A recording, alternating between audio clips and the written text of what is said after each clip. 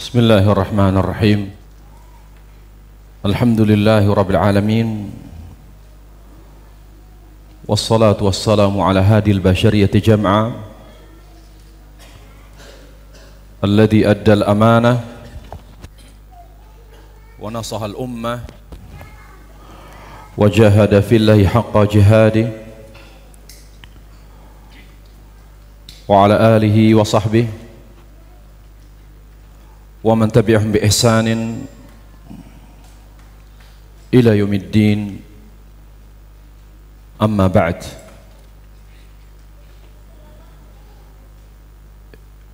Ikhwatal iman, a'azzani Allah wa iyyakum. Saudaraku seiman yang dirahmati Allah Subhanahu wa taala, alhamdulillah kita bersyukur kepada Allah Subhanahu wa taala atas segenap nikmat yang telah Allah Subhanahu wa taala berikan kepada kita, di mana Allah Subhanahu wa taala masih memberikan nikmatnya kepada kita, nikmat taufik dan hidayah terutama, sehingga kita bisa mengisi umur kita, manfaatkan waktu kita untuk sesuatu yang sangat dicintai Allah Subhanahu wa taala, yaitu menuntut ilmu. Menuntut ilmu agama, ayyuhal ikhwah, adalah ibadah sunnah yang paling dicintai Allah di zaman fitnah. Al-Imam Ahmad rahimahullah ta'ala ditanya, ibadah sunnah apakah yang paling afdal yang dikerjakan oleh seorang muslim di zaman yang penuh dengan fitnah? Beliau menjawab, ibadah menuntut ilmu agama. Lalu beliau menjelaskan alasannya, bahwa afdalu ibadatun nawafil, bahwa ibadah sunnah yang paling afdal dikerjakan oleh seorang muslim di zaman fitnah adalah menuntut ilmu agama, karena tahajud, puasa sunnah, dan ibadah-ibadah sunnah yang lainnya manfaatnya hanya untuk dirinya sendiri. Sedangkan ibadah menuntut ilmu agama manfaatnya dirasakan oleh diri sendiri dan juga oleh orang lain. Wan naf'u fihi muta'addiya, wan naf'u fihi yakunu muta'addiya. Di mana manfaat menuntut ilmu itu adalah luas. Jadi bukan hanya kita yang bisa merasakan, bahkan anak kita, istri kita, suami kita, keluarga kita, kerabatan, handai tolan, dan semua orang-orang yang di sekitar kita juga dapat merasakan manfaat ilmu itu. Para jemaah, saudaraku yang dimuliakan Allah Subhanahu wa taala,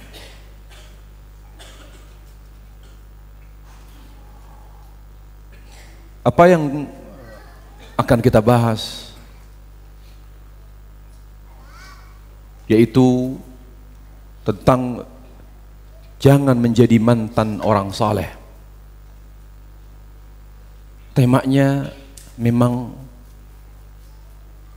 cukup menarik dan ada beberapa sisi dan pembahasan yang harus kita bahas. Yang pertama, ayyuhal ikhwatul kiram, yaitu bagaimana agar kita tetap soleh, bagaimana agar kita tetap baik sampai akhir hayat kita. Bagaimana kesolehan kita tetap terjaga, kebaikan kita tetap dijaga oleh Allah Subhanahu wa taala sampai akhir hayat kita. Untuk menjaga kesolehan itu bukan perkara yang mudah, karena manusia hidup dengan dua, dengan jasmani dan rohani. Tapi yang paling menentukan hidup manusia adalah rohani atau hati. Sedangkan hati manusia disebut dengan qalbun. Qalbun yaitu diambil kata qalaba yaqlib, yaitu berubah-ubah. Qalaba itu membalik. Jadi qalbun, hati ini disebut dengan qalbun karena dia mudah sekali berubah. mudah sekali berubah. Perhatikan, begitu bahayanya hati, begitu pentingnya hati, begitu cepatnya hati berubah. Jadi sekarang kita cinta kebaikan, kita mencintai kebenaran, kita mencintai apa-apa yang dicintai Allah dan Rasulnya Sallallahu Alaihi Wasallam. Mungkin 1 menit ke depan belum tentu kita berada dalam keadaan yang sama. Sekarang kita seperti itu, belum tentu besok hati kita seperti apa yang kita alami sekarang. Perhatikan, berkata seorang ulama, Syekh Saleh Ali-Syekh hafidhahullah ta'ala, beliau mengatakan, hati-hati ayyuhal ikhwah, al-qalb. Allah Azza wa Jal menyebut jiwa kita qalbun. Kenapa dikatakan qalbun, disebut dengan qalbun? Li'annahu yanqalibu sari'a wa aktharu syai'in yanqalibu fihi al-qalbu qawlul qalbi wa amalul qalb. Hati ini disebut qalbun karena hati ini cepat sekali berubah. Tidak ada yang jamin. Makanya tidak heran ayyuhal ikhwatul kiram, terungkap rahasia mengapa Rasul sampai mengemis kepada Allah. Hingga Nabi SAW memohon kepada Allah Azza wa Jalla dengan doa yang sangat khusyuk. Seraya beliau berdoa, ya muqallibal qulub. Lihat, Rasulullah SAW tidak punya dosa, bersih dari dosa, tapi beliau berdoa, ya muqallibal qulub, thabbit qalbi ala dinik. Kalau itu Rasulullah, fahadha nabiyuna Muhammad sallallahu alaihi wasallam, fakaifa bina wa nahnu aula bihadha doa. Kalau itu Rasulullah, doanya seperti itu. Beliau berdoa, wahai zat yang membolak-balikan hati, tetapkan hatiku di atas agamamu. Dalam riwayat yang lain, wahai zat yang membolak-balikan hati, palingkan hatiku dalam ketaatan kepadamu. Lihat. Padahal ayyuhal ikhwatul kiram, yang sangat besar pengaruhnya dalam merubah hati adalah dosa. Hati saja tanpa dosa dia berubah-ubah. Berubah-ubah, apalagi didukung oleh dosa, ditambah dengan dosa, lebih cepat dia. Kalau berubahnya lebih baik, alhamdulillah. Tapi kalau berubahnya malah tambah buruk, tambah rusak, na'udzubillahi min dzalik ayyuhal ikhwatul kiram. Nas'alullah salam wal afiyah. Lalu beliau mengatakan apa? Yang paling banyak berubah dari hati, perkataannya dan amalannya. Wa i'tiqadul qalbi li'anna hadhihi mabnaha 'alal ilmi wal 'amal. Dan lihat, amalan hati dan ucapan hati, dan keduanya tersebut landasannya adalah ilmu dan amal. Landasannya adalah ilmu dan amal. Makanya kata Ibnu Qayyim rahimahullah, manusia atau seorang muslim, hamba Allah yang sempurna adalah yang akan dijaga oleh Allah hatinya, yaitu yang selalu mengisi umurnya dengan 3 perkara. Karena orang yang baik adalah orang yang baik hatinya. Orang yang akan dijaga oleh Allah Jalla wa'ala kebaikan dan kesolehannya adalah orang yang Allah jaga hatinya. Hatilah yang menentukan baik buruknya perbuatan kita. Hatilah yang menentukan baik buruknya apa yang kita kerjakan oleh anggota badan kita. Karena dia adalah pimpinan, komandan, sedangkan seluruh anggota badan adalah anak buah dan prajuritnya. Ayyuhal ikhwatul kiram rahimahullah, kata Ibnu Qayyim rahimahullah, yang menyempurnakan hidup manusia dan menjaga kesolehan serta kesempurnaan hidupnya, yang pertama ilmu. Ilmu dimaksud adalah ilmu tentang Allah. Ilmu tentang Allah, dan itu disebut dengan dzikir.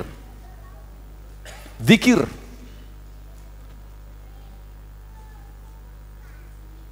Jadi ilmu adalah dzikir. Makanya dzikir kata Ibnu Qayyim bukan hanya dzikir lisan. Bukan hanya kita mengatakan subhanallah, Bukan hanya mengatakan alhamdulillah. Laisa dzikru huwa dzikrul lisan, bukan zikir hanya sekedar zikir lisan. Tapi zikir yang dimaksud oleh Allah ketika Allah katakan fadhkuruni adzkurkum washkuruli wala takfurun, berzikirlah kepadaku, zikrul qalb, zikir hati. Zikir, siapa orang yang paling berzikir? Orang yang paling berilmu. Siapa orang yang paling berilmu? Orang yang paling mengenal Allah. Jadi zikir yang maksud adalah zikru, yaitu ma'rifatullah wa ma'rifatu ahkami. Jadi zikir yang maksud adalah mengenal Allah dan mengetahui hukum Allah. Mana yang Allah perintahkan, mana yang Allah larang. Jadi itu zikir. Makanya ayyuhal ikhwatul kiram, orang yang paling mengenal Allah dan hukumnya disebut dengan ahli zikir. Allah Jalla wa Ala menyebut ulama sebagai ahli zikir. Fas'alu ahla dzikri in kuntum la ta'lamun. Bertanyalah kepada ahli zikir jika kalian tidak tahu. Berarti orang yang paling berzikir kepada Allah adalah orang yang mengenal Allah dan mengenal hukum Allah Jalla wa Ala. Majlis ilmu disebut dengan majlis zikir. Dan Rasulullah SAW menghabarkan, maukah kalian ingin mengetahui taman surga? Siapakah yang mau berada di taman surga? Lalu ditanya, ya Rasulullah, ma huwa riyadhul jannah, apa itu taman surga? Qala majalis dzikir au hilaqadz dzikir, yaitu majlis zikir. Kenapa? Karena di majlis zikir seperti ini kita membahas pembahasan yang membuat kita semakin mengenal Allah dan semakin mengenal hukum Allah Subhanahu wa taala. Kemudian ayyuhal ikhwatul kiram, yang kedua adalah amal. Yang kedua adalah amal yang menyempurnakan hidup kita, yang menjaga kesolehan adalah amal. Karena istiqomah tidak akan pernah Allah berikan kepada orang yang berilmu tapi tidak mengamalkan ilmunya. Dan amal disebut dengan syukur. Syukur yaitu taat kepada Allah, beramal. Orang yang bersyukur adalah orang yang beramal. Syekhul Islam Taimiyah rahimahullahu taala ditanya perbedaan tahmid dengan syukur. Kata beliau, tahmid itu adalah memuji Allah dengan hati dan lisan. Itu tahmid. Ketika kita misalnya minum, kemudian kita bilang alhamdulillah, itu tahmid. Tapi kita belum dianggap bersyukur kalau kita minum lalu bertahmid, lalu muji Allah, belum bersyukur. Sampai kapan? Sampai kita beramal. Jadi orang yang bersyukur adalah orang yang beramal, bertauhid kepada Allah, menghindari syirik, selalu mengikuti tuntunan Rasulullah SAW, menghindari perkara-perkara yang baru dalam agama, meninggalkan dosa, selalu taat kepada Allah Subhanahu wa ta'ala. Jadi orang yang bersyukur adalah orang yang beramal. Nah, untuk menjaga keutuhan dua ini, kata Ibnu Qayyim, ilmu dan amal, yaitu banyak bertobat. Lihat Rasulullah SAW, beliau tidak punya dosa, tapi kenapa beliau banyak bertobat dan beristighfar kepada Allah? Mengapa Rasulullah SAW yang tidak memiliki dosa, tapi beliau justru banyak bertobat kepada Allah? Satu hari bertobat bisa 100 kali. Satu hari beristighfar bisa 100 atau 70 kali. Apa yang mendorong beliau banyak beristighfar dan bertaubat kepada Allah? Beliau tidak punya dosa. Yang berhak, yang wajib untuk bertaubat istighfar kita. Beliau bertobat begitu banyak. Inilah astaghfirullah fil yaumi atamarra. Saya beristighfar kepada Allah satu hari 100. Saya bertobat kepada Allah Subhanahu wa taala satu hari 70 kali. 70, satu kali sudah cukup bagi Rasul. Bahkan beliau tidak bertobat. Tobat dari mana? Taubat dari apa beliau? Beliau tidak punya dosa. Rasulullah SAW ma'asum, Menurut pendapat jumhur ulama, ma'sum dari dosa besar, tidak terjaga dari dosa kecil. Tapi ketika Rasulullah SAW melakukan dosa kecil, langsung atau segera Allah ingatkan. Segera Allah Subhanahu wa ta'ala mengingatkannya agar segera kembali kepada Allah dan meninggalkan perbuatan dosa kecil tersebut. Ada beberapa peristiwa di mana Rasulullah SAW melakukan suatu kesalahan kecil. Taib, apa pendorong, apa yang membuat beliau banyak bertobat? Apa alasannya? Ternyata Ibnu Qayyim rahimahullah, beliau banyak bertobat kepada Allah Azza wa Jalla untuk menjaga dua, ilmu dan amal. Agar Allah senantiasa memberikan ilmu kepada kita, agar Allah senantiasa menjaga amal kita, menjaga zikir dan syukur kita kepada Allah. Makanya banyak bertobat. Jadi ucapan kita, waktu amalan-amalan iseng kita, amal-amalan santai kita adalah astagfirullah, astagfirullah. Bukan sekedar hanya minta ampun, tapi agar Allah menjaga ilmu kita di dalam hati dan mendorong kita untuk selalu mengamalkan ilmu kita. Itulah manfaat taubat istighfar. Itulah manfaat taubat istighfar. Ayo ikhwatul kiram rahimullah. Ya.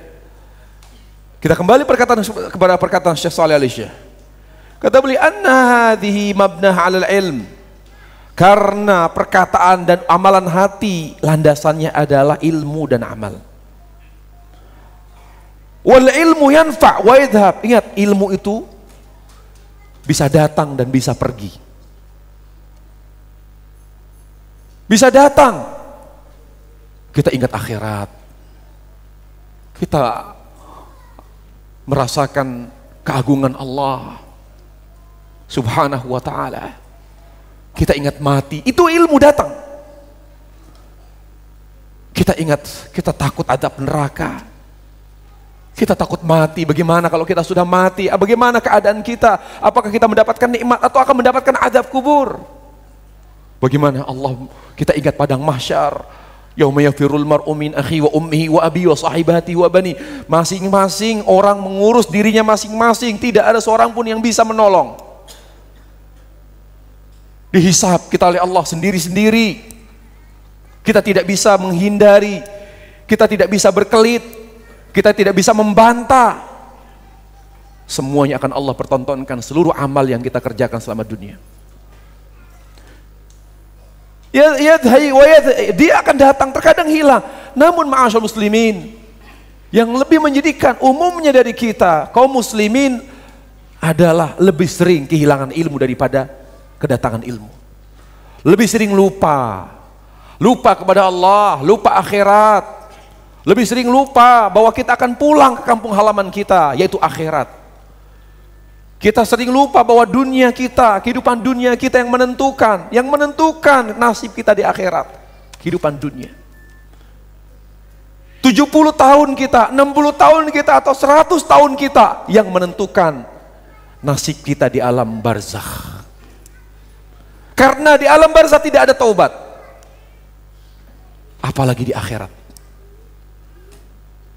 Umur kita lah yang Allah berikan jatah di dunia, itulah yang menentukan nasib kita. Beliau mengatakan, wa kullama taraka syai'an minal ilm, semakin kita meninggalkan ilmu, kullama athara dzalika fil qalb, semakin kita meninggalkan ilmu, maka akan semakin membekas di hati. Jadi yang menjaga hati ilmu, bukan harta kita, bukan dunia kita, tapi ilmu. Fa idza taraka masail al-aqidah, apalagi ilmu yang berkaitan dengan keyakinan, semakin dia tidak peduli tentang Allah, tentang iman kepada Allah, takutnya kepada Allah, cintanya kepada Allah, tawakalnya kepada Allah, athara dzalika ala aqidatil qalb, maka hati ini akan mudah berubah dan akan semakin tidak jelas arahnya, di mana dia akan mudah berubah. Kalau berubahnya ke arah yang lebih baik, alhamdulillah. Tapi berubahnya ayyuhal ikhwatul kiram, justru berubahnya menjadi lebih buruk, bahkan lebih rusak. Pernahkah ayyuhal ikhwatul kiram, pernahkah antum mendengar di mana Allah Subhanahu wa taala berfirman, "Falamma zaghu azaghallahu qulubahum." Dan ketika mereka zaig, yaitu tidak beramal setelah berilmu, azaghallah, semakin Allah jauhkan dia dari hidayah. Jadi ketika dia meninggalkan ilmu, apakah dengan tidak mengamalkan ilmunya atau tidak memberikan manfaat sama sekali kepada ilmunya, azaghallahu qulubahum, sehingga Allah semakin jauhkan dia dari hidayah. Kemudian Syekh Shalih mengatakan, athara dzalika 'ala al-qalb imma bi naqsil ilm. Apakah dengan berkurangnya ilmu kita, berkurangnya ilmu kita kepada Allah Subhanahu wa taala, wa hadza lahu athar fil yaqin. Jadi semakin lemah ilmu kita di dalam hati, yang bersemayam di dalam hati, maka semakin lemah keyakinan kita kepada Allah. Jadi untuk meningkatkan keyakinan kepada Allah, kita harus mampu meningkatkan ilmu tentang Allah Subhanahu wa taala. Wa i'tiqadul haq, dan semakin ragu kita terhadap kebenaran. Semakin ragu di mana kita hanya yakin terhadap sesuatu yang bisa kita rasakan sekarang. Ngapain mikirin? Ngapain terlalu ngotot mikirkan akhirat? Udahlah, nantilah, kita masih di dunia. Dia rela mengorbankan akidahnya, dia rela mengorbankan agamanya demi jabatan, demi wanita, demi dunia dia korbankan. Kenapa? Karena dia tidak merasakan, dia tidak memiliki keyakinan yang kuat sehingga mudah goyah. Siapakah orang yang mudah tergoda oleh fitnah dunia, yang mudah terkena fitnah dunia? Yaitu seorang muslim yang tidak memiliki keyakinan, yang tidak memiliki keteguhan hati. Kita butuh, ayo, siapa di antara kita yang mungkin penampilannya islami, jenggotnya panjang, tapi kalau udah kenal uang, kalau udah ketemu duit, afwan, saya pakai dulu ya. Siapa di antara kita yang sudah ngaji, ketika berhadapan dengan fitnah wanita, wal iyadzubillah, siapa yang kuat dari kita laki-laki yang bisa tahan menghadapi fitnah wanita? Banyak yang tidak kuat. Siapa di antara kita yang mungkin setiap hari menyampaikan qala Allah qala Rasul, yang mengklaim diri kita takut pada Allah, ketika berhadapan dengan jabatan kita korbankan agama kita? Orang yang baik, muslim yang sejati adalah muslim yang memiliki keteguhan hati, teguh. Godaan banyak sekarang, luar biasa. Sangat banyak godaannya, ayyuhal ikhwatul kiram. Kita semua butuh uang, kita semua butuh wanita, wanita pun butuh pria. Kita semua menginginkan dunia, tapi kalau kita harus mengorbankan agama, untuk apa? Karena kalau kita mengorbankan agama, berarti kita mengorbankan Allah kita. Kita harus punya pendirian, kita harus punya keteguhan hati, ayyuhal ikhwatul kiram. Di situ akan terasa kelezatan iman. Ketika kita mampu teguh, mampu memiliki pendirian yang kuat, tidak berubah, tidak goyah menghadapi godaan-godaan yang membuat kita harus mengorbankan agama, tapi kita bertahan, maka Allah Subhanahu wa taala akan memberikan kita lezatnya manisnya iman. Kelezatan manisnya iman, ayyuhal ikhwah. Jadi ma'asyiral muslimin rahimani wa rahimakumullah, ketika hati lemah, ya, ketika hati melemah, maka akan lemah keyakinan dan keteguhan kita kepada Allah Subhanahu wa taala. Atau juga kata beliau, au uthira bi wujudi syubhah ma'a adamil ilm, au dha'fal ma'a adamil ilm wa dha'fal ilm. Atau hati ini menjadi lemah, berubah pelin-pelan, ya, mudah goyah, ya, tidak kuat pendiriannya. Kenapa? Karena hati kita terkena syubhat. Hati kita terkena syubhat. Para jemaah, untuk lebih menguatkan teori ini, kita beri contoh. Kita beri contoh kisah konkret, kisah nyata. Di Jakarta ada seorang ustadz yang awalnya dia bayangkan banyak para pemuda yang bisa mengenal sunnah dengan izin Allah, kemudian berkat dakwahnya beliau luar biasa. Selalu begitu tingginya semangat beliau sampai ba'da subuh kajian, ba'da maghrib kajian setiap hari. Kalau hari libur, terutama hari Sabtu dan Ahad, ba'da subuh jam 9, ba'da maghrib, diterus sampai jam 12 malam. Terus dikasih ilmu anak-anak muda, terus subhanallah mereka jadi semangat mengenal sunnah, terbuka hati mereka, alhamdulillah. Bahkan beliau begitu lantang menyerukan dakwah sunnah, dakwah mulia, dakwah sunnah, dakwah yang dapat mengantarkan kita kepada surganya Allah, yang dapat membuat kita mendapatkan ridha Allah. Luar biasa, banyak kebaikan dan jasa beliau. Tapi apa? Manusia, dia tidak dibilang manusia kalau tidak kuat hatinya. Jangan sombong kita, oh sekarang saya alhamdulillah Ustadz, saya sudah ngaji. Jangan, kita tidak tahu keadaan kita besok. Kita tidak tahu keadaan hati kita. Subhanallah wal'iyadzubillah. Ustadz tersebut setelah menyampaikan dakwah sunnah di mana-mana, di kampus, memberikan seminar, di kajian-kajian, di musola-musola. Sekarang beliau seorang yang aktif dalam berpolitik. Dia tinggalkan dakwah, dia rapikan jenggot. Sudah tidak ada lagi aroma agama. Kaget kita.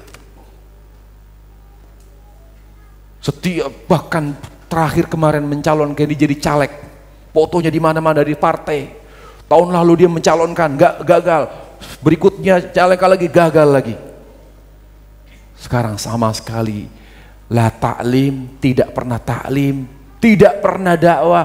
Bahkan beliau mengatakan, udahlah, kita tidak usah merasa paling benar sendiri. Yang tadinya beliau mengatakan berkobar semangatnya, yuk kita kembali kepada Islamnya Rasulullah.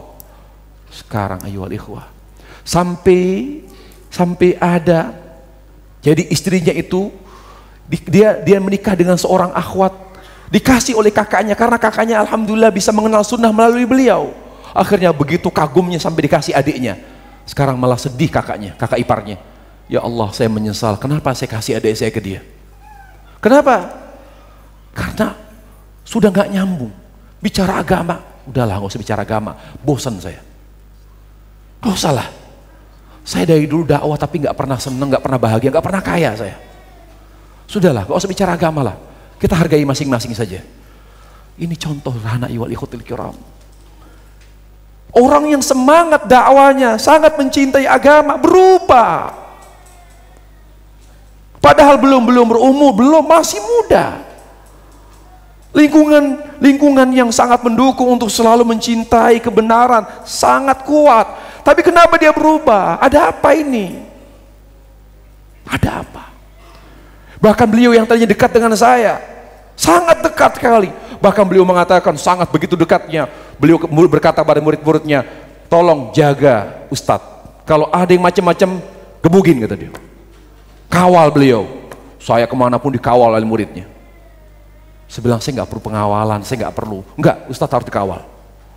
Kalau muji saya, wah berlebihan. Saya bilang, jangan. Saya ini tidak pandai menjaga hati. Saya ini adalah orang yang tidak siap dipuji. Saya lebih siap dihina, karena dengan kita dihina kita akan lebih meningkatkan amal. Tapi kalau dipuji, lebih banyak orang kalau dipuji akan berhenti beramal kalau nanti dicela. Sekarang kalau ketemu tidak pernah mau berpapasan, ketemu kabur. Seakan-akan kita tidak pernah kenal.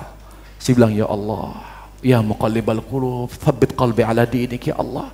Saya nggak mau seperti beliau. Saya nggak mau seperti orang-orang yang sampai keadaan terakhirnya adalah berubah, tidak lagi menyampaikan kebenaran, tidak lagi menyampaikan pentingnya petunjuk Rasulullah SAW. Lihat hati ayyuhal ikhwatul kiram.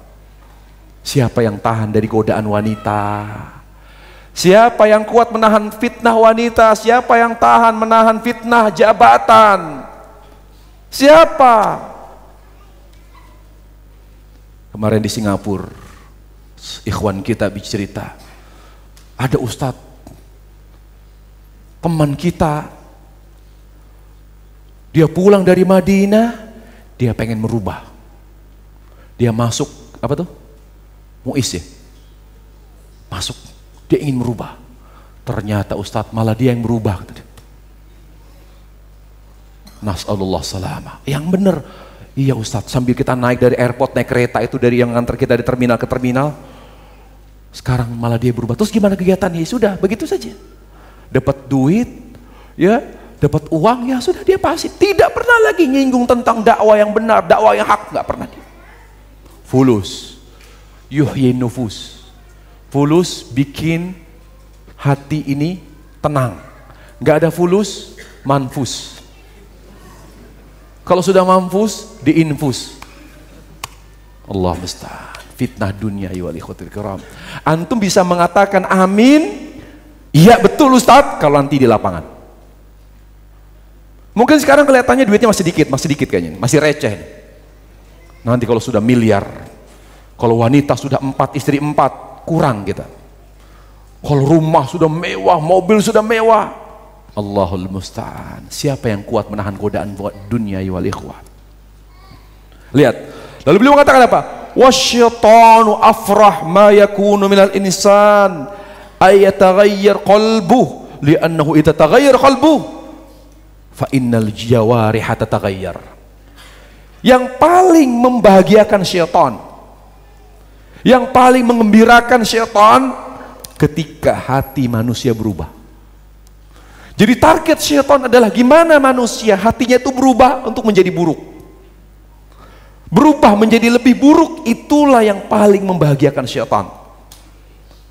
Karena kalau sudah berubah hatinya, maka berubah perbuatannya. Matanya tidak lagi cinta melihat kebaikan, tangannya, kakinya, semuanya karena hatinya sudah berubah. Karena perubahan hati mempengaruhi terhadap perubahan amal, perubahan anggota tubuh. Sebagaimana Rasulullah SAW bersabda, ala inna fil jasadi mudghah, idza saluhat saluhal jasadu kullu, wa idza fasadat fasadal jasadu kullu, ala wahil qalb. Ketahuilah di balik tubuh ini ada segumpal daging. Jika baik segumpal daging, akan baik seluruh anggota tubuh. Jika rusak, maka akan rusak seluruh anggota tubuh, yaitu ketahuilah segumpal daging tersebut adalah hati. Dan rusaknya hati ayyuhal ikhwatul kiram disebabkan karena syubhat dan syahwat. Kapan syubhat dan syahwat semakin leluasa memporak-porandakan ya apa yang telah tertata di hati, diacak-acak semuanya. Cinta kita kepada Allah hancur, berantakan. Takut kita kepada Allah berantakan, sudah tidak ada lagi rasa takut, cinta kepada Allah, berharap kepada Allah. Semua rukun ibadah kita, cinta, takut dan mengharap kepada Allah jadi hancur, berantakan, hancur berkeping-keping. Apa? Dihancurkan oleh syubhat dan syahwat.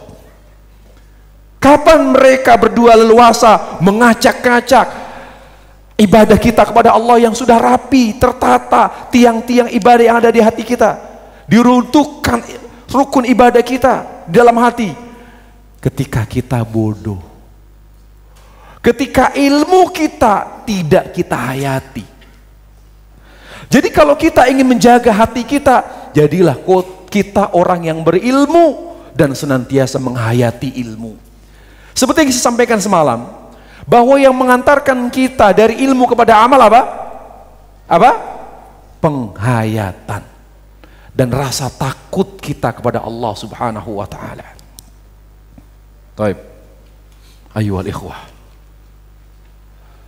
Kemudian kita bahas tentang orang saleh. Siapakah yang disebut dengan orang saleh? Syekh Muhammad bin Shalih Al-Utsaimin rahimahullah, beliau mengatakan, orang yang saleh adalah orang yang baik di mata Allah dan baik di mata manusia. Kalau hanya baik di mata Allah tapi tidak baik di mata manusia, dia belum disebut soleh. Misalnya dia beriman kepada Allah, dia rajin sholat, dia rajin menjalankan ibadah, rajin mengaji, tapi kalau punya hutang tidak bayar, kasar terhadap istrinya, kalau marah, pak, kamu ini perempuan tidak punya akal kamu, sangat kasar dan mudah mendolimi istrinya. Kita bilang dia tidak soleh. Tapi Ustadz jenggotnya panjang, mau jenggotnya 1 meter. Karena orang soleh bukan hanya baik di mata Allah, dia ngaji khusyuk, tapi sama istrinya, tetapi dia selalu ribut dengan tetangga, tidak pernah bersosial, terkenal dengan kekakuannya, terkenal dengan buruk akhlaknya, tidak pernah bersosial, tidak pernah membaur, kaku dia, keras dia. Kita bilang dia bukan orang soleh. Tapi Ustadz kalau sholat, Allahu Akbar, walaupun dia sholat walaupun dia sholat dengan menangis darah sekalipun, dia belum dibilang soleh. Sampai dia menjadi orang yang baik di mata Allah dan baik di mata manusia. Demikian pula sebaliknya, kata Syekh Utsaimin, dia baik di mata manusia. Kalau ketemu orang, Assalamualaikum, Waalaikumsalam, Masya Allah, muamalahnya baik, jujur, amanah. Tapi dia tidak pernah sholat. Ada orang begitu? Banyak. Dia tidak pernah sholat. Ya, dia banyak melakukan perbuatan-perbuatan maksiat yang berkaitan dengan hak Allah. Tapi baik, kata-katanya baik, tidak kasar, sopan, santun, lembut sekali dia. Tapi dia tidak pernah mau sholat. Kita bilang orang soleh? Lah, soleh itu adalah orang yang baik di mata Allah, dengan iman dan taat pada Allah Subhanahu wa Ta'ala, dan baik di mata manusia dengan selalu menunaikan hak makhluk. Itulah orang soleh. Apa yang membuat dia soleh untuk Allah dan manusia? Iman. Makanya Rasulullah SAW bersabda, "Man kana yu'minu billahi wal yawmil akhir falyakul khairan aw liyasmut. Man kana yu'minu billahi wal yawmil akhir falyu'dhi jarah." Barang siapa yang beriman kepada Allah hari akhir, hendaknya dia berkata yang baik atau diam. Falyakul khairan aw liyasmut. Lihat, berkata yang baik atau diam. Jadi mengendalikan lisan kita, hati yang dipenuhi oleh iman.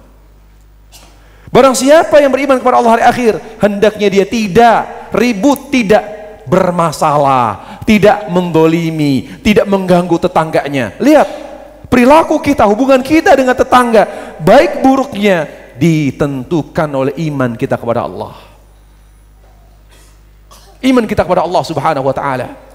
Dan bagaimana hubungan kita dengan Allah, bagaimana besar perhatian kita terhadap hak Allah, ditentukan oleh iman. Lihat Rasulullah SAW.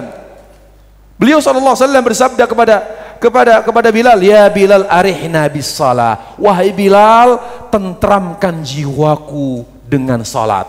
Rasulullah SAW bersabda apa? "Hubbiba ilayya min dunyakum an-nisa wa tib wa ju'ilat qurratu aini fis salah." Yang sangat aku sukai di dunia dua. Yang sangat aku sukai di dunia dua, parfum dan wanita. Siapa yang seleranya sama dengan Rasul di sini? Oh enggak Ustadz, saya cukup. Saya enggak begitu suka dengan wanita. Saya bahkan lebih suka menduda, kata dia. Sayang, orang yang seperti itu seleranya rendah. Rasulullah mengatakan yang sangat aku sukai di dunia adalah wanita. Luar biasa. Makanya Rasulullah SAW mengatakan, seorang laki-laki kalau dia belum menikah, dia tidak akan bisa memiliki agama yang sempurna. Agamanya baru separuh. Kapan dia bisa menyempurnakan agamanya? Sampai dia menikah. Cobain, rasain. Kalau kita sudah menikah, ya Allah benar Ustadz, nyesal saya. Siapa yang tidak menyesal kalau sudah menikah? Semuanya menyesal. Menyesal dalam arti kenapa tidak dari dulu saya menikah gitu. Kenapa? Karena kita lebih bisa menjaga kehormatan, bisa lebih menundukkan pandangan. Banyak manfaat nikah. Kemudian ayyuhal ikhwah, parfum. Beliau sallallahu alaihi wasallam sangat suka parfum. Bahkan parfum salah satu hal yang tidak boleh kita tolak kalau dikasih orang. Kalau ada orang memberi parfum, ambil, walaupun gak enak. Ambil, kalau nggak cocok kasih ke yang lain. Ya, karena sering kali kadang-kadang orang ngasih parfum, baunya apa ini? Kayak minyak nyong-nyong ini. Tapi ambil gak apa-apa. Karena salah satu hal yang tidak layak untuk ditolak pemberiannya adalah parfum. Tapi beliau mengatakan apa? Yang aku sukai wanita dan parfum. Lihat kata Rasulullah, wa ju'ilat qurratu 'aini fis shalah.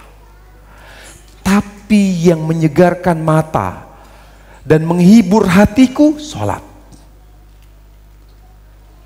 Kenapa beliau sangat terhibur oleh salat? Padahal beliau punya istri yang banyak. Beliau suka wanita, beliau suka parfum, beliau dikasih parfum, alhamdulillah. Tapi beliau lebih berbahagia dengan sholat karena iman. Beliau membutuhkan sholat karena beliau punya iman, sehingga beliau menganggap sholat itu kebutuhan saya, kenikmatan, kelezatan, bukan beban, bukan kewajiban, tapi sholat kebutuhan. Imanlah yang membuat kita bisa menjaga hubungan dengan Allah. Jadilah kita orang yang butuhkan Allah. Jangan menjalankan ibadah karena kewajiban. Jalankan ibadah karena kebutuhan kepada Allah. Karena kita ayyuhal ikhwatul kiram memerlukan Allah. Kita fakir kepada Allah Subhanahu wa taala. Siapa yang menjadikan salat, ibadah, seluruh ibadah adalah kebutuhan kita kepada Allah, adalah hajat kita kepada Allah Subhanahu wa taala, maka insya Allah Allah akan selalu jaga hati kita. Ayo ikhwah, tahukah Anda bahwa kebahagiaan Allah berikan kepada kita ketika kita berada di atas kebaikan? Ketika kita berada di atas kebaikan, di atas kebenaran, Allah akan memberikan kebahagiaan. Silakan kita berkomentar. Silakan kita bertanya kepada diri kita sendiri. Bagaimana rasanya di saat kita berada di pekerjaan, di toko, di kedai, di tempat kita bekerja, di pabrik. Silakan selama berjam-jam kita duduk di sana dengan rasanya, ya, dengan suasana rasa kenikmatan yang bisa kita rasakan ketika kita berada di majelis seperti ini. Mana yang lebih nikmat, di sana atau di sini? Bagaimana suasana hati kita, bagaimana rasanya hati kita? Kita berada di majelis yang cukup hanya 1 jam, 1 jam setengah, dengan kita duduk di tempat kerja kita, di kantor kita selama berjam-jam dari pagi sampai sore. Mana yang lebih nikmat? Berada di majelis. Ini menguatkan para jamaah bahwa ketika kita berada di atas kebenaran itu kenikmatan. Dunia nikmat, uang nikmat, tapi dia bukan kenikmatan yang sampai ke hati. Kebenaranlah kenikmatan yang sampai ke hati, kebenaran. Jadi kita semua ma'asyiral muslimin dituntut untuk selalu berada di atas kebenaran. Kita semua diminta oleh Allah berada di atas kebenaran agar kita bahagia. Tapi kebenaran yang tidak bersifat sesaat, bukan kebenaran yang kita berada padanya dalam waktu yang singkat. Kalau hanya berada di atas kebenaran hanya dalam waktu yang sangat singkat, maka kebenaran, maka kelezatan, kenikmatan yang bisa kita rasakan hanya sedikit. Makanya sahabat Rasulullah sallallahu alaihi wasallam, makanya sahabat Rasulullah sallallahu alaihi wasallam, Handalah berkata, saya ini apa termasuk orang munafik atau bukan? Karena saya kalau bertemu Rasul, duduk bersama Rasul, saya ingat Allah, saya ingat akhirat, saya ingat mati. Nikmat rasanya duduk di majlis Rasulullah sallallahu alaihi wasallam. Tapi kalau saya bersama keluarga, kumpul bersama keluarga, saya lupa akhirat, lupa Allah, lupa akhirat. Jadi saya tidak bisa merasakan kenikmatan yang saya rasakan di saat saya duduk bersama Rasulullah SAW. Apakah saya munafik? Lalu Hanzalah pun berangkat ingin mencari tahu, bertanya, kenapa hati saya seperti ini? Kalau saya duduk bersama Rasul, nikmat rasanya, wallahi nikmat. Tapi kalau saya berkumpul dengan berkeluarga, bercengkrama dengan keluarga, saya nggak merasakan nikmat ya? Alhamdulillah beliau bertemu dengan Abu Bakar. Dia keluhkan apa yang dia sampaikan keluhannya kepada Abu Bakar. Apa kata Abu Bakar? Itu juga saya alami. Kalau saya bertemu Rasul, berkumpul dengan Rasul, nikmat. Walaupun beliau bicara hanya sedikit, tapi nikmatnya luar biasa. Di hati itu nikmat. Kalau saya meninggalkan Rasul, berkumpul dengan keluarga, bergelut dengan kegiatan, mengejar aktivitas dunia, kenikmatannya nggak ada di sini. Hanya sedikit saja. Tapi kenikmatan yang luar biasa ketika saya berada dan bersama Rasulullah SAW. Lalu keduanya pun tidak tahu jawabannya. Lalu akhirnya Rasulullah SAW didatangi oleh mereka berdua dan mereka pun menyampaikan keluhan mereka. Lalu kata Rasulullah SAW mengatakan, ya Abu Bakar wa Hanzalah, wahai Abu Bakar dan Hanzalah, saatan. Kadang-kadang manusia lupa, kadang-kadang manusia ingat. Tidak harus manusia itu selalu ingat Allah. Kalau manusia selalu ingat Allah, maka sama derajatnya dengan malaikat. Kalau kalian selalu ingat Allah, niscaya malaikat akan mengajak kalian untuk berjabatan tangan dengan kalian. Karena kalian sama dengan malaikat. Tapi kita bukan malaikat. Kita kadang ingat Allah, kita kadang lupa kepada Allah. Tapi ketika kita lupa, segeralah kembali kepada Allah dengan istighfar, dengan taubat, dengan dzikir dan sebagainya. Jadi para Allah Subhanahu wa taala, ketika kita bukan malaikat yang kadang ingat Allah, kadang lupa kepada Allah Subhanahu wa taala, maka apa? Maka kewajiban kita adalah bagaimana kita selalu berada di atas kebaikan, di atas kebenaran. Ayyuhal ikhwah, Allah Jalla wa ala hanya memberikan kita kebahagiaan melalui dua. Ketika manusia berada di atas kebenaran, dan ketika manusia konsisten dan mempertahankan kebenaran itu sampai dia meninggal. Kebahagiaan hanya di situ. Lihat bagaimana Allah Subhanahu wa taala. Allah Subhanahu wa taala berfirman dalam surah Al-Ahqaf ayat 13 sampai 14. Allah katakan, "Innalladzina qalu rabbunallah, innalladzina qalu rabbunallah, tsumma istaqamu." Dan sungguhnya orang-orang yang berkata, "Rabb kami adalah Allah, Rabb kami adalah Allah." Lihat, mengakui Allah adalah Rabb itu kebenaran dan itu kenikmatan. Tapi apa kata Allah? Kalau kenikmatan yang aku berikan terus menerus, continue, terus menerus engkau rasakan dan kau nikmati, maka kalian harus apa? Konsisten. Tsumastaqamu, kemudian konsisten dengan kebenaran tersebut, konsisten dengan kebenaran tersebut. Bagaimana Allah juga mengatakan, innalladzina qalu rabbunallah tsumma istaqamu tatanazzalu alaihimul malaikatu alla taqafu wa la tahzanu wa abshiru bil jannati allati kuntum tu'adun. Dan sungguhnya orang-orang yang mengatakan Rabb kami adalah Allah, kemudian mereka konsisten dengan ucapannya, maka akan turun kepada mereka malaikat seraya mereka berkata, jangan takut, jangan bersedih, kabar gembira bagi kalian, Allah akan berikan surga sesuai dengan janji yang Allah berikan kepada kalian.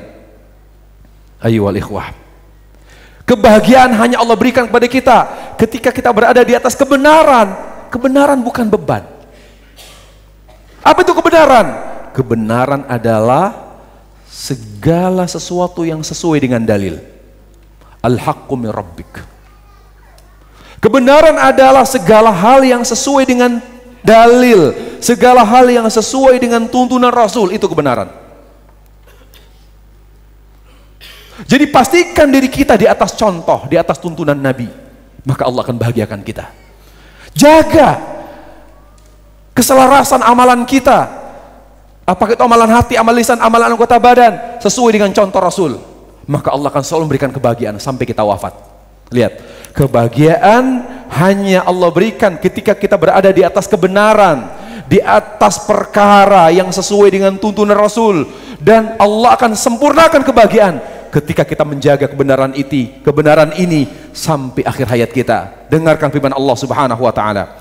Allah Subhanahu wa taala berfirman dalam surat Ali Imran ayat 102. Allah bilang apa? Ya ayyuhalladzina amanu taqullaha haqqa tuqatih wa la tamutunna illa wa antum muslimun. Kita semua mungkin hafal ayat ini, karena ini ayat yang kita sering dengar ketika seorang menyampaikan khutbatul hajah. Mungkin sebagian besar dari kita atau bahkan kita semua adalah orang-orang yang hafal ayat ini, tapi mungkin tidak semua dari kita berhasil merenungi ayat ini. Lihat apa kata Allah. Ya ayyuhalladzina amanu. Ya ayyuhalladzina amanu. Wahai orang-orang yang beriman. Kenapa Allah memanggil orang-orang beriman? Karena yang perhatian terhadap apa yang membahagiakan, yang perhatian terhadap kebenaran hanya orang yang beriman. Ketika dia tidak punya iman atau lemah imannya, dia tidak peduli dengan apa yang membuatnya dapat merasakan kenikmatan hati. Hanya orang yang beriman yang lebih memperhatikan jiwanya. Hanya orang yang beriman yang lebih memperhatikan kebahagiaan hatinya. Kalau orang yang lemah imannya, dia akan beli mobil, ganti mobil, bikin rumah lagi, perbagus rumah, dia beli tanah, dia beli kontrakan, dia beli apartemen, dia tidak kurang perhatikan kebahagiaan hatinya. Makanya Allah katakan, ya ayyuhalladzina amanu, wahai orang-orang yang beriman, ittaqullah. Seharusnya cukup sampai sini. Tapi Allah katakan apa? Ittaqullaha haqqa tuqatih. Apa maknanya kata Ibnu Katsir? Pastikan dirimu, pastikan. Bukan hanya sekedar ya saya di atas kebenaran, tidak. Karena kebenaran itu banyak. Hanya sebatas pengakuan atau benar-benar benar. Ittaqullaha haqqa tuqatih. Pastikan dirimu di atas kebenaran. Bertakwalah kamu kepada Allah dengan sebenar-benarnya takwa. Maksudnya pastikan, karena ini zaman fitnah. Ada yang mengaku benar, ada yang paling benar. Mana yang benar? Artinya pastikan dirimu, kata Ibnu Katsir, bahwa kamu di atas contoh Rasul. Pastikan dirimu bahwa kamu adalah umat Rasulullah yang senantiasa berittiba. Jangan hanya ngaku umat Islam, jangan hanya mengaku umat Rasulullah, kalau dalam beramal nyaris tidak pernah mengikuti petunjuk Rasulullah SAW. Pastikan diri kita di atas ittiba haqqa tuqatih. Lihat, jadi yang membahagiakan kita adalah ketika kita berada di atas kebenaran, ketika kita berada di atas petunjuk Rasulullah SAW. Lalu Allah bilang apa? Wala tamutunna illa wa antum muslimun. Kamu sudah bahagia, tapi belum sempurna. Mau aku berikan kebahagiaan yang sempurna? Mau? Sampai akhir hayat kita. Lihat, kalau sudah sempurna kebahagiaan, lihat. Antum pernah dengar ayat yang berbunyi, ya ayyatuhan nafsul mutmainnah irji'i ila rabbiki radiyah. Siapa yang Allah sambut kematiannya? Siapa yang Allah sambut kepindahannya dari alam dunia ke alam kubur? Siapa? Mereka yang berada di kebenaran dan konsisten dengan kebenaran sampai akhir hayat. Itu yang Allah sambut. Makanya kata Allah, wala tamutunna illa wa antum muslimun. Jaga kebenaran itu sampai akhir hayat. Makanya ayyuhal ikhwah, la tuqal istiqamatu illa fi syai'in. Tidak dikatakan orang itu istiqamah sampai ada padanya dua. Karena hakikat istiqamah itu dua. Hakikat istiqamah kata ulama dua. Yang pertama, as-sayru ala tariqil haq. Ketika kita berjalan di atas jalan kebenaran, itu baru separuh istiqamah. Baru setengahnya, belum sempurna, belum seluruhnya. As-sayru ala tariqil haq. Yang kedua, al-istimrar wa tsabatu alaihi hatta al-mamat. Ya, separuh istiqomah yang lain adalah bertahan dengan kebenaran tersebut, berpegang teguh dengan kebenaran sampai akhir hayat, baru sempurna istiqomah kita. Dan Allah Jalla wa Ala pasti akan menyempurnakan kebahagiaan. Dan kebahagiaan dunia yang dirasakan oleh orang berpegang teguh dengan kebenaran sampai akhir hayat akan bersambung dengan kebahagiaan akhirat. Akan bersambung dengan kebahagiaan akhirat. Dia masuk dalam kubur hanya menikmati nikmat kubur. Tinggal menikmati nikmat kubur. Dia dibangkitkan di padang mahsyar, tinggal menikmati kenikmatan yang Allah berikan kepadanya.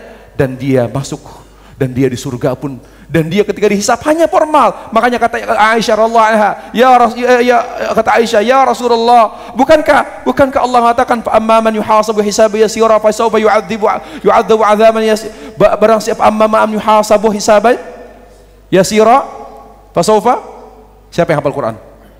Fa amma man, mana yang hafal? Fa amma man yuhasabu hisaban yasira fa yanqalibu ila ahlihi masura. Ada kata yasir, ya, ada kata yasir. Lalu kata Aisyah, ya Rasulullah, bukankah engkau mengatakan, kok Allah mengatakan kata yasir, hisab yang ringan? Bukankah engkau mengatakan ma min ahadin husiba illa udzib, tidaklah seorang dihisab melainkan akan diazab? Kata Aisyah, ini bertolak belakang ya Rasulullah. Allah menyebut kata hisab yang ringan, tapi engkau pernah menyampaikan hadis, tidaklah seorang dihisab melainkan akan diazab. Saya kurang paham. Apa kata Rasulullah? Ya Aisyah, ammal hisab al-yasir dalikal ard, adapun hisab yang ringan itu bukan hisab yang sungguhnya. Dia hanya ard, disodorkan, dipaparkan. Kamu ingat nggak, wahai hambaku, ditutup, yadhu alaihi kanafa, ditutup, tidak ada seorang pun yang melihat. Ya fulan, kamu ingat nggak kamu pernah tidak sholat? Ya fulan, kamu ingat nggak kamu pernah berbuat dosa? Ya ingat pada tanggal sekian. Ingat, betul ya Allah, betul ya Allah, betul ya Allah. Hanya diingatkan. Apa kata Allah? Karena kamu adalah orang istiqomah. Secara umum kamu adalah orang istiqomah, terlepas dari kesalahanmu 1, 2, 3 dan sebagainya.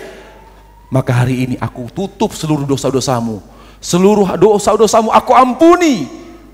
Maka silakan kamu masuk ke dalam surga. Itu namanya ard. Siapa kayak orang yang hanya diingatkan dosa-dosanya, tidak Allah hisab dengan sebenar-benar hisab? Mereka yang selama di dunia istiqomah, para jemaah. Orang yang sempurna bukan orang yang bersih dari dosa, tapi orang yang sempurna adalah orang yang istiqomah. Siapa orang yang istiqomah? Orang yang berilmu, beramal, dan banyak bertobat pada Allah Subhanahu wa ta'ala.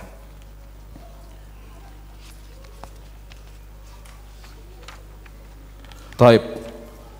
Sekarang kita perhatikan ayo ikhwah. Dengan apa kita bisa istiqamah secara tafsil? Dengan apa kita bisa istiqamah? Bisa menjaga hati kita agar tetap konsisten dengan kebenaran sampai kita meninggal dunia. Yang pertama, bil faraid, dengan selalu menjaga ibadah-ibadah yang wajib. Jaga sholat yang wajib, jaga. Jangan remehkan perkara wajib. Jaga tauhid, jaga sholat, jaga. Semua perkara yang wajib tolong dijaga. Tauhid, kewajiban pertama. Jauhkan syirik, jauhkan riya, hindari sum'ah, jauhkan ujub, semua yang melemahkan ikhlas kita kepada Allah. Jangan menganggap riya udah nggak apa-apalah. Anggap besar semua yang melemahkan, menghancurkan ikhlas kita kepada Allah. Karena kalau kita meremehkan perkara yang wajib, maka kita akan menjadi orang yang sulit istiqomah. Jaga hal-hal yang wajib. Yang pertama tauhid, yang kedua salat. Allah Jalla wa'ala menjadikan salat bahkan penentu kebaikan. Allah bilang apa? Ada 2 penentu kebaikan kamu. Ada 2 penentu kebaikan. Kalau kita ingin terus baik sampai akhir hayat, jaga 2. Apa? Salat dan sabar.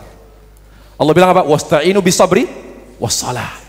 Minta tolonglah kepada Allah agar tetap dijaga hati kita tetap baik dengan apa? Dengan salat dan sabar. Jadi salat dan sabar adalah apa? Adalah pendorong kita untuk tetap baik, untuk tetap berada di atas kebaikan. Jadi kunci kebaikan salat dan sabar. Kemudian yang ketiga, tunaikan zakat. Laksanakan puasa Ramadan dengan baik sesuai dengan sunnah. Laksanakan haji dengan baik sesuai dengan petunjuk Rasulullah SAW. Kemudian yang berikutnya, menjaga kewajiban yang lain adalah jihad, terutama jihad dengan ilmu. Perangi kebodohan kita, berantas kebodohan kita, karena jihad yang paling utama adalah jihad dengan ilmu. Jihad dengan ilmu, tidak ada nilainya jihad dengan senjata, tidak ada keutamaannya jihad dengan senjata kalau kita belum mampu menegakkan jihad dengan ilmu. Perangi kebodohan kita, hilangkan kebodohan kita, kenali diri kita akan Allah, akan agama Allah, dan Rasulullah sallallahu alaihi wasallam. Kemudian tegakkan amar nahi mungkar. Kalau kita melihat istri kita memakai pakaian yang kurang, yang tidak syar'i keluar rumah, kamu pulang. Tutup aurat kamu.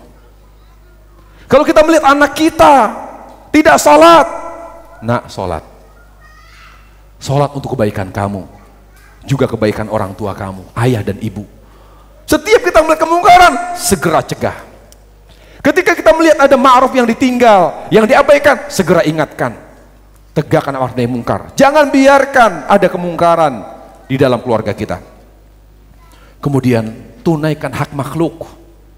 Kalau hutang dibayar, jadi orang yang misalnya, Ustadz, Masya Allah dia orangnya rajin ngaji, tapi kalau dikasih modal, dimakan modalnya.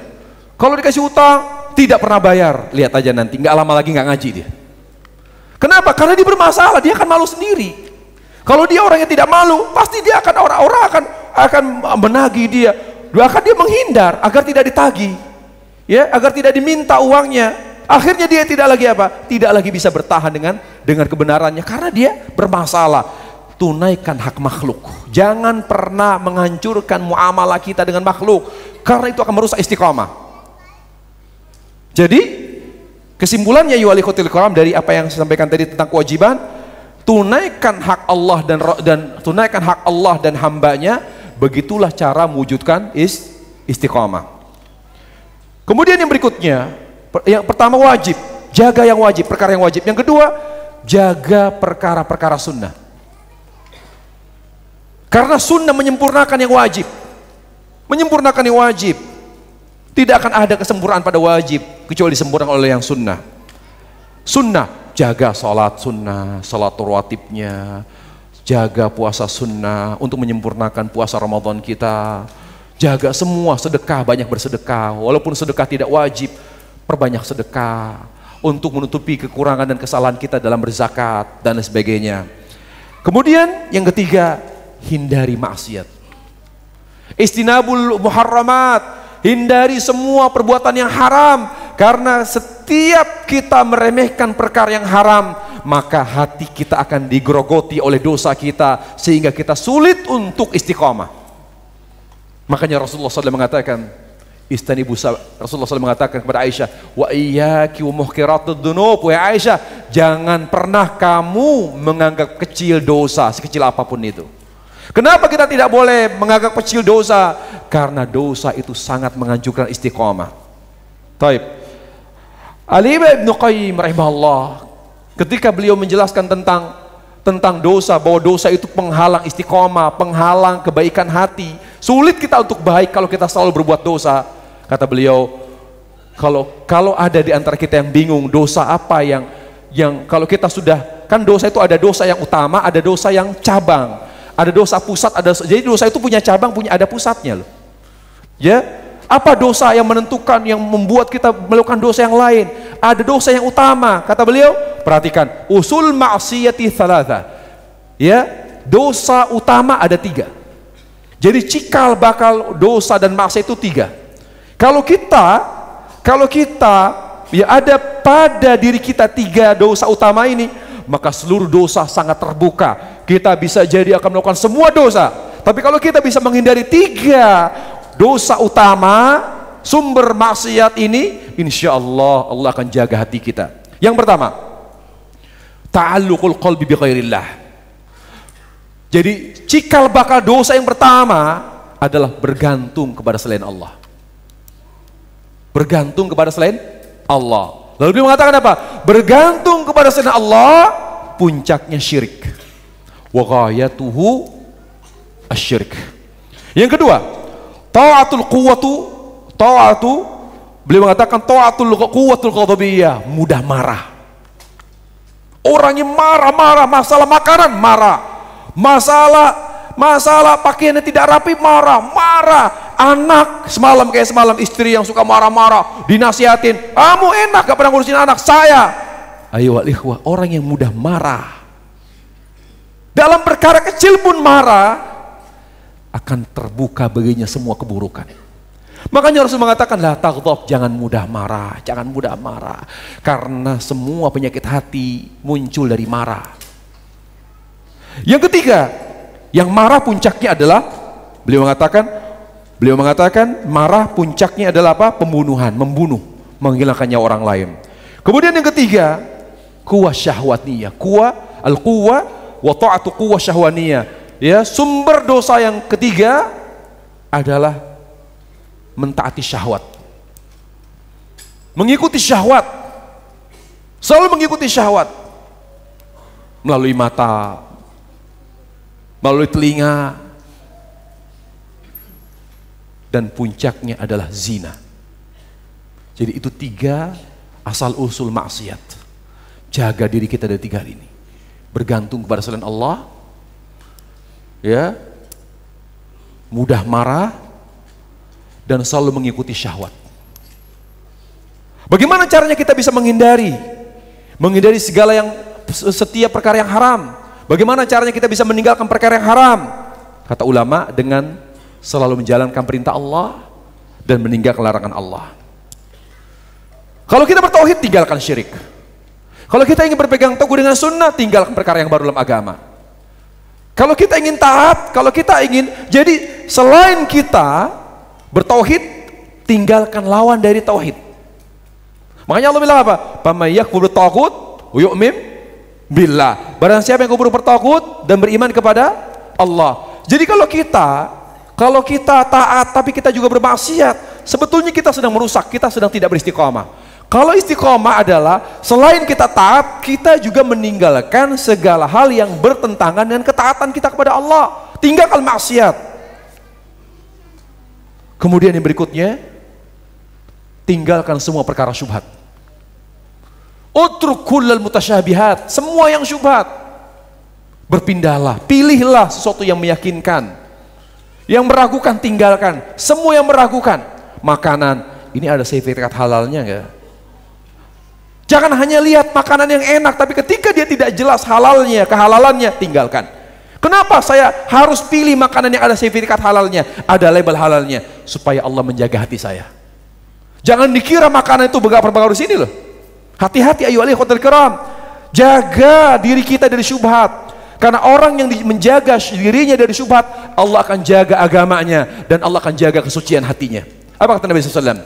Faman ittaqa syubhat faqad istabra li dini wa irdi. Barang siapa yang selalu menjaga dirinya dari segala perkara syubhat, maka Allah akan jaga agamanya, hatinya, dan Allah akan jaga kehormatan dirinya. Kemudian berikutnya, jangan berlebihan dalam melakukan perkara yang mubah. Nonton bola sampai jam 4 pagi. Waduh, Masya Allah, gol, aduh, sampai jam 4, sampai subuhnya jadi korban. Sekarang saya tanya, bolehkah kita nonton bola? Boleh. Selama kita bisa menjaga ibadah kita, karena itu perkara mubah. Bolehkah saya olahraga Ustadz? Boleh. Tapi jangan tiap hari olahraga terus.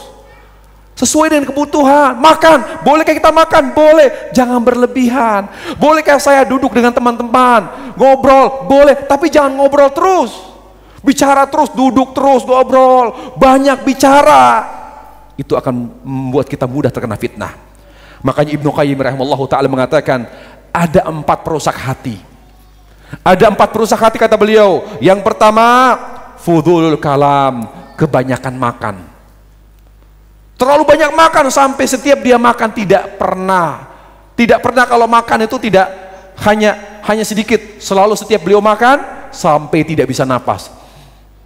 Nggak bisa napas karena begitu banyak makan. Jangan berlebihan makan. Bukankah Rasulullah SAW memberikan bimbingan untuk menerapkan pola makan yang sehat? Sepertiga untuk makan, sepertiga untuk minum, sepertiga untuk napas. Ada orang makan nasi 2 piring. Kok 2 piring? Itu sepertiga saya Ustadz, kata dia. Saya nggak bisa ngomong, udah kuat dalilnya, udah kuat sekali. Sepertiganya 2 piring gitu loh. Baik, nggak apa-apa sudah. Yang kedua, fudulun nadhar, tidak bisa menjaga pandangan. Semua dilihat. Ya. Kemudian yang ketiga, fudulul kalam, banyak bicara. Banyak bicara. Kata ulama ada 3 tanda kebodohan. Ada 3 tanda kebodohan seorang. Jadi kalau kita ingin tahu apakah kita berilmu atau bodoh, gampang Pak. Para jamaah, gampang. Kita ini bodoh atau berilmu ya? Maka ada 3 tandanya. Yang pertama, banyak bicara. Jadi kalau kita banyak ngomong, kalau nggak ngomong stres atau meriang gitu, berarti kita bodoh. Karena semakin meningkat ilmu kita, maka kita akan semakin sedikit bicara. Lihat Rasulullah SAW. Rasulullah adalah orang yang sedikit bicara. Sahabat Rasulullah adalah orang yang sedikit bicara, tidak banyak bicara. Karena apa? Ilmunya berkah. Kalau kita berilmu, harusnya jangan bicara kecuali yang memang perlu untuk disampaikan. Yang kedua, tanda kebodohan, bangga diri. Bangga dengan kelebihannya, dengan kelebihan-kelebihan yang ia miliki. Ketika kita bangga dengan kelebihan-kelebihan yang kita miliki, berarti kita bodoh, berarti ilmu kita tidak berkah. Yang ketiga, kerap melanggar ilmu yang ia ketahui. Sudah tahu haram, masih dilakukan. Sudah tahu tidak boleh, masih dikerjakan. Kan nggak boleh. Kan nggak boleh salaman sama wanita yang bukan mahramnya. Ya tapi kan sekali-kali. Kan nggak boleh kirim-kirim salam ke wanita yang bukan mahramnya. Kan buat dakwah Ustadz. Siapa tahu saya bisa dakwah, saya bisa selain saya bina, kemudian saya jadikan bini, kata dia. Dibina dan dibini katanya. Kalau bini itu maksudnya jadi istri gitu. Kemudian yang berikutnya, fudulun naum, terlalu banyak tidur. Terlalu banyak tidur. Itu juga merusak hati, yang membuat kita sulit istiqomah. Terlalu banyak tidur. Ayyuhal ikhwah.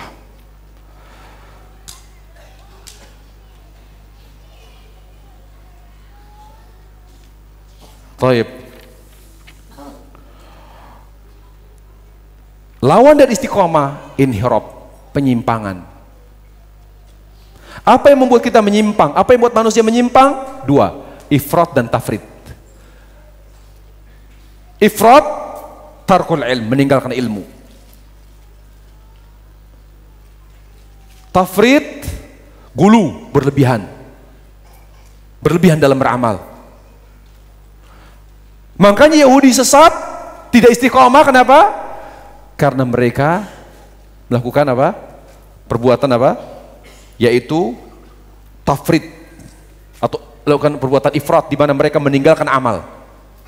Nasrani pun tidak istiqomah karena mereka berlebihan dalam beramal.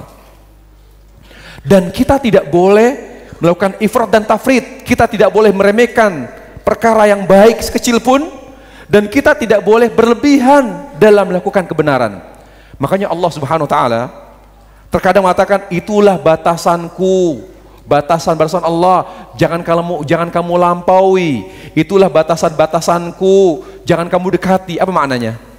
Misalnya contoh, dalam surah Al-Baqarah ayat 229. Allah katakan, tilka hududullahi fala ta'taduha. Itulah batasan-batasan Allah, jangan kamu lampaui. Artinya apa? Jangan berlebihan. Kalau orang Jakarta bilang jangan lebay, kata dia. Jangan berlebihan. Karena yang berlebihan itu tidak bagus, tidak baik, akan merusak istiqomah. Atau bergeser dari ilmu, dari sesuatu yang merupakan ketentuan Islam. Kita bergeser, kita mundur. Jangan. Itu berarti meremehkan. Makanya Allah Subhanahu wa taala mengatakan, jangan kamu dekati, jangan kamu bergeser. Tetap berada di atas batasan Allah. Misal dalam surah Al-Baqarah ayat 197 Allah katakan, tilka hududullahi fala taqrabuha. Dan itulah batasan-batasan Allah. Jangan kamu hanya mendekati, tapi berada di atas. Berada di atas batasan Allah subhanahu wa ta'ala. Jadi ayyuhal ikhwah, kata ulama, al-istiqamatu taqtadi al-wuquf 'inda hududillah. Jadi istiqamah itu menuntut kita konsekuensi istiqamah, di mana kita harus berada di atas batasan Allah. Jadi kalaupun kita pengen hiburan, pengen sesuatu yang mubah saja, tapi jangan maksiat. Jangan bermaksiat kepada Allah Subhanahu wa taala. Kalaupun kita ingin melaksanakan kewajiban, jangan berlebihan. Jangan berlebihan dengan menyisipkan, dengan memasukkan perkara-perkara agama yang wajib atau yang sunnah, tapi dengan kita masukkan dan kita campurkan dengan perkara-perkara yang tidak ada tuntunan Rasulullah SAW. Ayyuhal ikhwah, perkara yang baru dalam agama, kalau kita masukkan ke dalam ibadah kita, dalam agama kita, maka akan merusak istiqomah kita. Makanya Rasulullah SAW mengatakan, fa inna khairul hadi hadi Rasulillah, sebaik-baiknya petunjuk adalah petunjuk Rasulullah SAW. Dan beliau juga mengatakan, wa iyyakum muhdatsatil umur, hindari oleh kalian perkara-perkara yang baru dalam agama. Kalau perkara baru dalam agama bukan agama, kenapa kita tidak boleh masukkan perkara yang baru dalam agama ke dalam agama kita? Karena pada akhirnya kita akan mengalami kesulitan istiqomah. Kalau sudah kehilangan istiqomah, maka kita akan kehilangan kebahagiaan di dunia dan di akhirat. Taib ayyuhal ikhwatul kiram rahimani wa rahimakumullah. Yang terakhir mungkin, ya, secara umum apa sebab istiqomah? Yang pertama, agar kita istiqomah, tetap dijaga hati kita oleh Allah, tetap baik, tetap soleh, jangan jadi mantan orang soleh. Yang pertama, ikhlas. Ikhlas ayyuhal ikhwah. Jaga keikhlasan kita, jangan kita remehkan ikhlas kita dalam minum, itu berpengaruh terhadap hati kita. Ikhlas kita di saat makan, ikhlas kita dari tidur, ikhlas kita dalam memberikan nafkah kepada istri, berpengaruh kepada stabilitas hati kita. Ingat, ikhlas itu menstabilkan hati. Ingat, ikhlas itu menstabilkan hati. Yang menciptakan dan menghadirkan stabilitas hati, ikhlas. Kemudian yang kedua adalah sihatul ilmi wal yaqin, yaitu akidah yang sahih. Hindari semua akidah-akidah yang sesat, akidah yang tidak sesuai dengan akidah Rasulullah SAW. Setiap akidah yang sesat maka akan merusak istiqomah. Jaga akidah kita yang benar. Cari tahu mana akidah yang sesuai dengan akidah Rasulullah SAW, dan tinggalkan akidah yang tidak sesuai dengan akidah Rasulullah SAW. Yang ketiga, selalu menyibukkan diri dengan menuntut ilmu, at-tafsir bid-din. Selalu. Jadi kita hadir di majelis seperti ini. Ini adalah cara kita untuk istiqomah, untuk bisa menjaga hati agar Allah tetap jaga kesolehan kita sampai akhir hayat kita. Terus mengisi umur dengan ilmu dan amal. Menuntut ilmu agar kita lebih mengenal Allah Subhanahu wa taala dan dekat kepada Allah. Yang keempat, doa.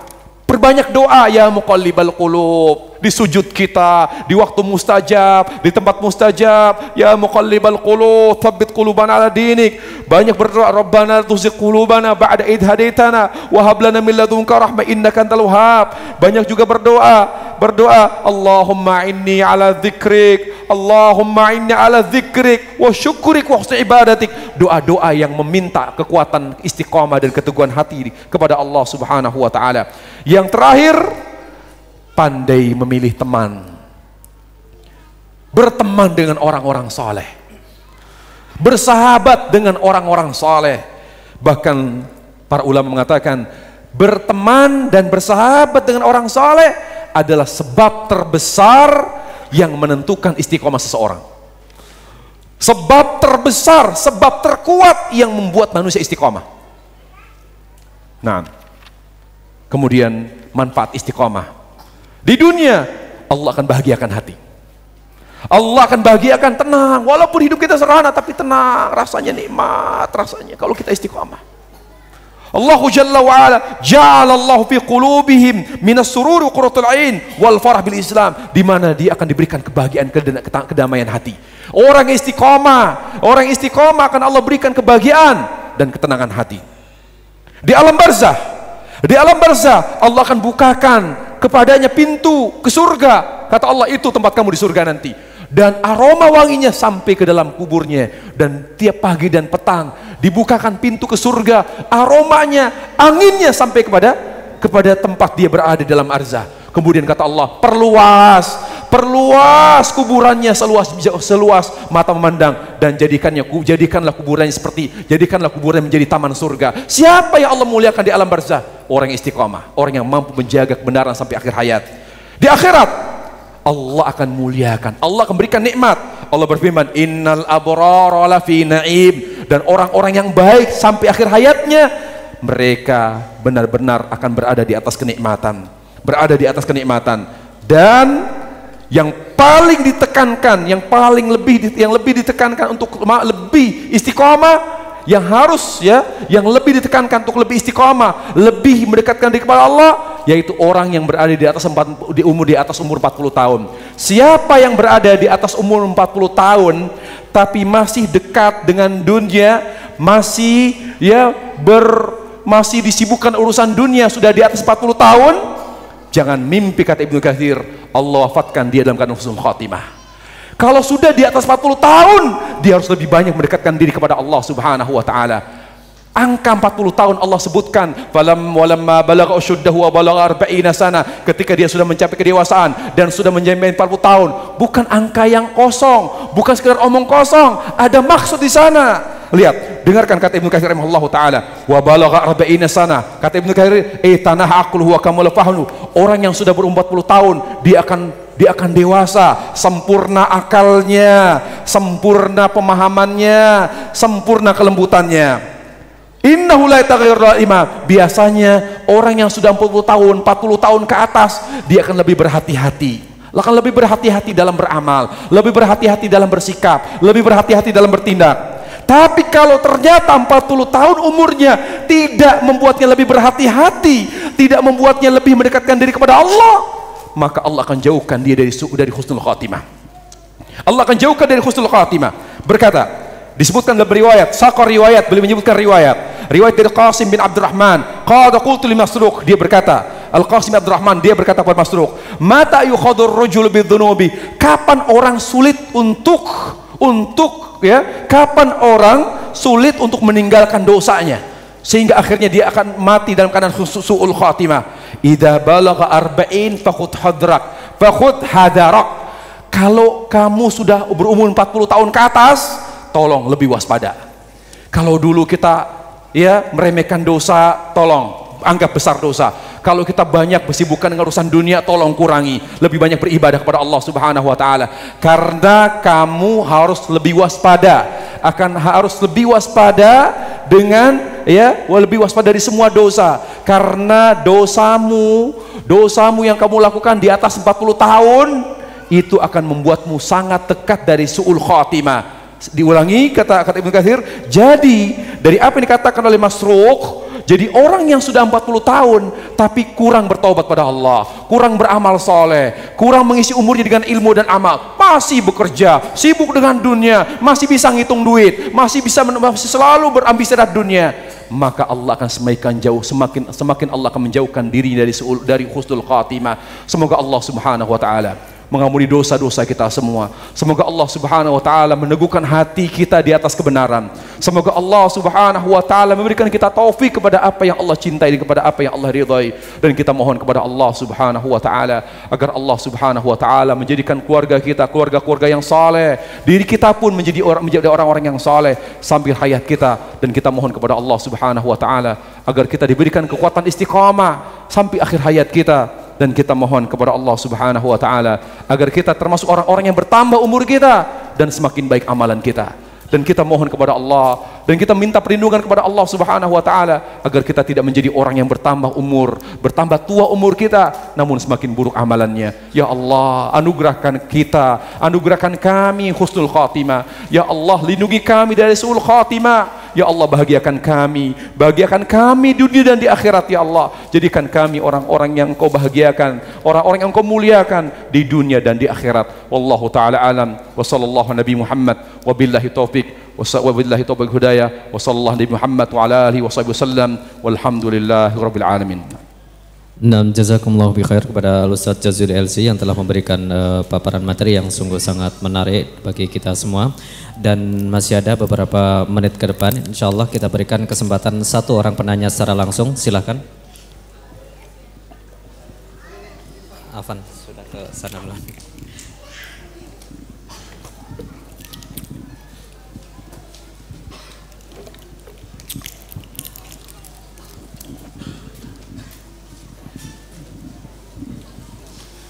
Ya, silakan. Bismillah. Begini Ustaz, tadi yang pertama ada dua pertanyaan Ustaz. Yang pertama tadi Ustaz bilang ibadah sunnah yang paling afdol di zaman berfitnah adalah menuntut ilmu. Menuntut ilmu itu hukumnya sunnah atau wajib Ustaz? Apa tuh? Hukum menuntut ilmu. Menuntut ilmu. Iya, kan tadi pertama Ustaz bilang ibadah sunnah itu yang paling afdol. Itu pertama. Terus yang kedua, ini Ustaz, Anda dapati ada orang yang dia rajin menuntut ilmu. Tapi kebetulan pas jadwal menuntut ilmu itu ada tetangganya meninggal itu Ustaz. Akhirnya dia memilih tidak ke tempat tetangganya, dia pergi menuntut ilmu. Tapi di situ dia jadi bahan omongan Ustaz di tetangganya. Itu gimana Ustaz? Bijak nggak sikap seperti itu? Jazakallahu khairan. Nah, menuntut ilmu hukumnya wajib. Karena Rasulullah SAW bersabda, talabul ilmi fardhu ala kulli muslim. Menuntut ilmu itu adalah wajib bagi setiap muslim. Tapi ada tadi pernyataan bahwa ibadah sunnah yang paling afdal adalah menuntut ilmu. Tadi bilang wajib, sekarang sunnah. Taib, kita jawab. Al-Imam rahimahullah ta'ala, beliau mengatakan, talabul ilmi fardhu ala kulli muslim. Menuntut ilmu wajib atas setiap muslim, yaitu yang wajib adalah ma la yas'u muslima jahlu, yaitu ilmu yang tidak boleh tidak ia ketahui. Jadi yang wajib adalah ilmu yang wajib dituntut, ilmu yang wajib dicari adalah ilmu yang tidak boleh kita tidak ketahuinya. Ilmu yang kita tidak boleh kita bodoh terhadap ilmu tersebut. Apa? Ilmu tentang Allah, ilmu tentang agama, tauhid, syirik. Ini penting, kita harus tahu, kita kaji kitab tauhid, kita kaji akidah, itu wajib. Ilmu tentang sunnah, supaya kita beribadah kepada Allah dengan ibadah yang benar, wajib. Ilmu tentang Rasul sallallahu alaihi wasallam, mana petunjuk Rasul dan mana yang bukan petunjuk Rasul, itu yang wajib. Selebihnya sunnah. Selebihnya sunnah. Karena ada ilmu-ilmu yang mungkin dia tidak wajib, tapi sunnah dianjurkan. Seperti misalnya tentang sunnah, ya, banyak perkara-perkara sunnah. Tapi dengan kita menjalankan, mempelajari sunnah, kita bisa tahu. Contoh misalnya, kemarin di Johor saya ditanya, Ustadz, saudara saya petinggi Petronas itu dia setiap minum, ya, Bismillah, Bismillah, Bismillah. Sekarang membaca Bismillah hukumnya apa? Wajib. Tapi berulang-ulang dia tidak tahu. Saya bilang, ibu, membaca Bismillah sebelum minum hukumnya wajib. Tapi setelah itu tidak perlu diulang-ulang baca Bismillah. Justru yang sesuai dengan sunnah dan hukumnya sunnah adalah Bismillah. Minum lagi, Alhamdulillah. Itu yang sunnah. Kita tahu dari mana kalau setiap kita minum seteguk air membaca atau bertahmid kepada Allah? Setelah kita ngaji. Lalu kita bisa ajarkan kepada anak-anak kita. Bisa kita ajarkan, ya. Seperti contoh misalnya, contoh yang lain, saya ditanya tentang, Ustadz, kalau saya bersin di sholat, Hashim, saya baca Alhamdulillah itu tidak perlu. Tidak perlu, karena kita sedang berzikir. Oh, saya pikir tetap Alhamdulillah. Dari mana kita bisa tahu bahwa di saat kita bersin, di saat kita sholat, kita tidak perlu mengucapkan Alhamdulillah? Karena kita sedang sholat, sedang berzikir kepada Allah. Zikir jangan ditambah dengan zikir, jangan dibenturkan dengan zikir yang lain. Dari mana kita bisa mengamalkan itu? Setelah kita belajar. Jadi yang wajib kita tuntut, yang wajib kita cari adalah ilmu yang membuat kita mengenal Allah, mengenal agama Allah dan Rasulnya. Selebihnya yang kita dapatkan di majelis ilmu itu hukumnya sunnah. Makanya Muhammad ketika ditanya ibadah apa, ibadah sunnah apa yang paling afdal? Yang paling afdal apa namanya? Di zaman fitnah kata beliau, ibadah menuntut ilmu. Contoh lain misalnya, ya, contoh lain tentang apa namanya? Duha. Ustadz, kalau duha dirutinkan gimana Ustadz? Saya pikir duha itu rawatib. Saya pikir duha itu rawatib, jangan ditinggalkan tiap hari kita duha. Salah. Duha jangan dirutinkan. Duha jangan dirutinkan. Bahkan Ibnu Qayyim mengatakan, duha dikerjakan oleh Rasulullah SAW karena sebab. Rasulullah SAW tidaklah mengerjakan sholat duha melainkan karena sebab. Tapi setiap saya duha, saya selalu pas syuruk, saya salat duha. Saya pikir itu waktu yang afdal. Bukan. Waktu duha yang afdal adalah menjelang duhur. Oh, menjelang duhur. Dari mana kita tahu waktu duha yang paling afdal adalah menjelang duhur? Dari hadis Rasulullah SAW. Belajar. Itu yang merupakan afdal. Kita bisa berbagi ilmu dengan yang lain. Kalau kita menyibukkan diri dengan ilmu. Baik. Tadi pertanyaan kedua. Bagaimana kita menuntut ilmu, mengaji, menghadiri kajian ilmiah atau bertakziah? Bertakziah.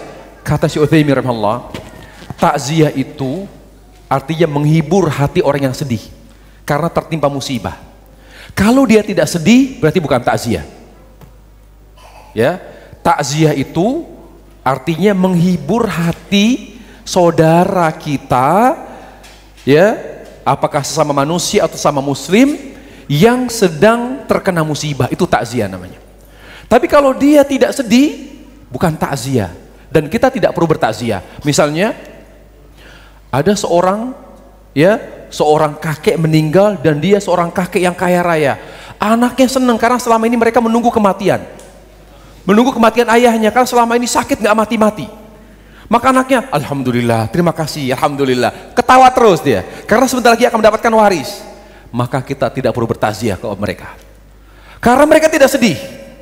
Karena mereka tidak sedih. Jadi takziah itu dilakukan untuk menghibur hati saudara kita yang sedih karena terkena musibah atau tertimpa musibah.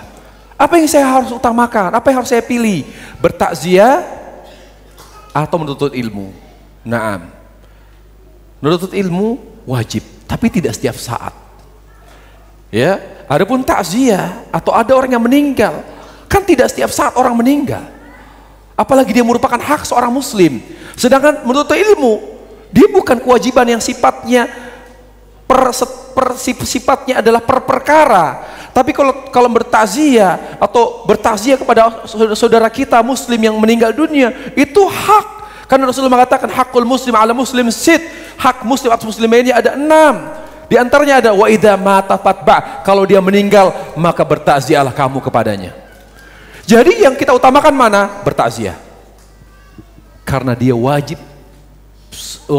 yang sifatnya perkara tertentu, pada perkara tertentu ditujukan hak seorang muslim. Sedangkan untuk ilmu, dia tidak wajib sifatnya detail tapi sifatnya global. Makanya ya kita pilih bertakziah, tidak usah ngaji. Ya, tidak perlu menghadiri kajian ilmiah. Kita hadiri kajian ilmiah yang berikutnya. Apalagi tadi disampaikan kalau kita di saat kita tidak menghadiri atau tidak bertakziah akan menjadi perbincangan, akan menjadi pembicaraan, akan diomongin dan sebagainya. Maka kita sebagai seorang muslim harus bisa menempatkan diri kita sesuai dengan ilmu dan harus pandai selalu menghindari fitnah, apalagi yang dapat mempengaruhi citra dan nama baik dakwah kita. Wallahu taala alam.